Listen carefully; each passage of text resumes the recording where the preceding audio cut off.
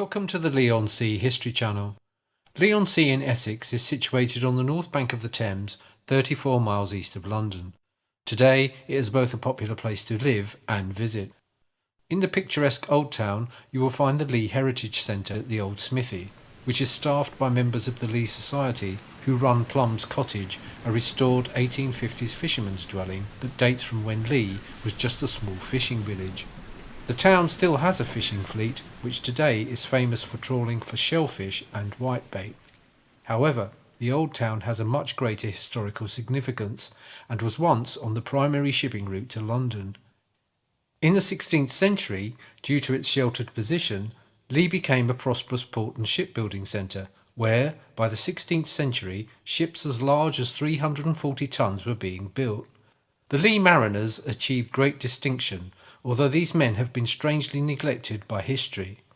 The most famous vessel connected with the old town was the Mayflower, in which the Pilgrim Fathers made their voyage to America.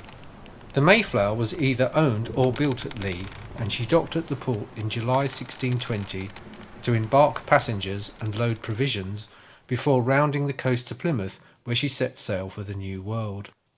Eventually, the silting up of the deep water channel saw Leigh-on-Sea revert back to its original fishing village status, a situation famously described by the founder of Methodism, John Wesley, on his first visit to Leigh in 1748.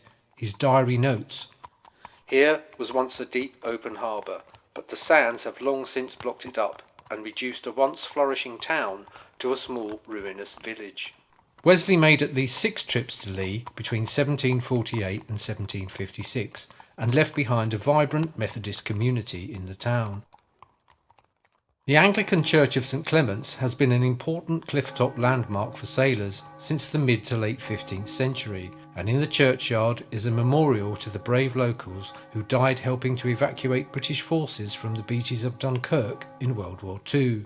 There is much more to the religious history of Leigh, including the Essex sect known as the Peculiar People, who once held meetings in Castle Cottage on Church Hill.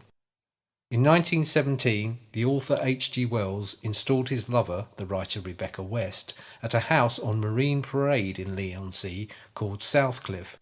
He would visit her during the week in his recently acquired motorcar that he called Gladys.